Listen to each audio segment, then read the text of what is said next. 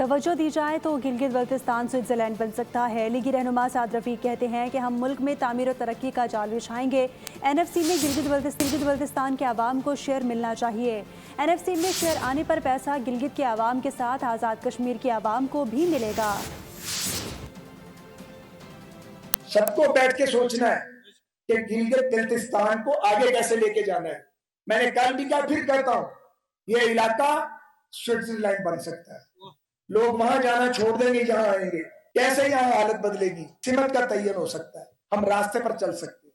جب نون لیگ کی حکومت تھی یہاں پہ، انہوں نے بنیاد رکھی لیکن تسلسل نہیں ہوا۔ این ایف سی ایوارڈ جو ہے اس میں گلگت بلتستان اور آزاد جموں کشمیر کا حصہ کانسٹیٹیوشنل طریقے سے لکھ دیا جائے۔ مسئلہ کشمیر بہت بڑا مسئلہ ہے، لیکن گلگت بلتستان کے لوگوں کا مستقبل بھی بہت بڑا مسئلہ ہے۔